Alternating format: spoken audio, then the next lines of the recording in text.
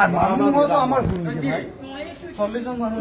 এটা তোমালোক আইবা কি অর্গানাইজ কৰি আইছো আমাক সুবিধা দিয়া নাই আপোনালোক 40 জন মানে কিয় হল আপোনালোক ইমান ডাঙৰ অৰ্গানাইজ এটা তুমি ইমান ডাঙৰ কথা কৈ আছা ৰাইজৰ সহাৰি নাই সহাৰি কিয় নাই তেতিয়ালে তোমালোকৰ ক'ত ভুল আছে ৰাইজে কাৰণে তোমালোক সহাৰি জনোৱা নাই নিশ্চয়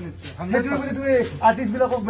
মানে দুখ দিবা নেকি কেনে নকৰিবা নিশ্চয় আমি oblique with that we have something big শুনা ইংলিছ আমিও জানো মই এটা বাছি খেলা আৰু অসমকে ভালকে কোৱাচোন বুজিছে নাই উপস্থাপন ৰখা নিজৰ এটা মানে আপোনাৰ সন্মান চবৰে আছে অন্তৰ হাত ৰাখি কোৱা যে যি লাগে কি উপস্থাপন ৰখা মীমাংসাত আহা মই কি তোমাক এটা প্ৰস্তাৱ দিব আহিছো নেকি অনুষ্ঠান কৰিব আহি তুমি মোক নিমন্ত্ৰণ জনাইছা তুমি সহি কৰিছা আর তুমি মুখ কৈ আছা যে মই তোমাক মানে কি কথা কৈ আছা একো নাই মানে সব চিনাকি হিৰতে এইটো কথা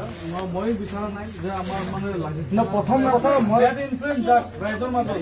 এটা বেয়া ভাইব যাক ৰাইজৰ মাজত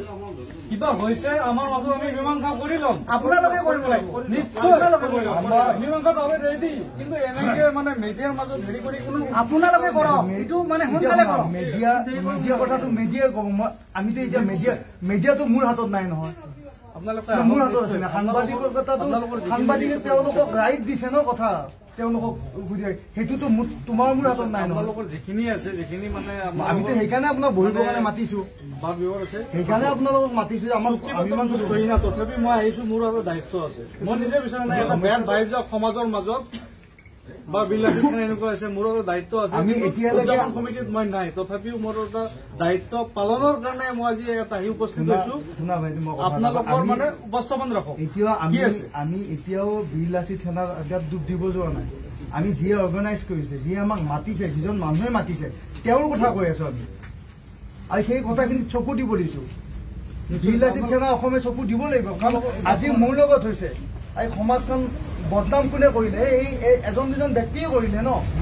কিন্তু মই সমাজত এতিয়ালৈকে সমাজৰ এটা মানুহৰ মই নাম লোৱা নাই কাৰো কথা মই বদনাম কৰা নাই মোৰ কথাষাৰ হৈছে যে যিয়ে আমাক মাতি আনিলে ইয়ালৈকে আমাৰ লগত এটা মই দায়িত্ব দিছিলো মই যিহেতু মই কামৰূপ ডিষ্ট্ৰিক্ট কমিটি গ্ৰামৰ মই ছেক্ৰেটাৰী সেইটো শুনিলো মই বহুতবাৰ শুনিলো তোমাৰ মুখত তুমি আঞ্চলিকৰ দায়িত্ব দিছিলো তেখেতে দায়িত্ব নিজৰ নিজৰ দায়িত্ব সকলোৱে পালন কৰিব নোৱাৰিলে কিখন নোৱাৰিলে অহাকালি এখন দলীয় খবৰ ৰাখিছো তাত আহিলে আপোনালোককো সেইখিনি কথা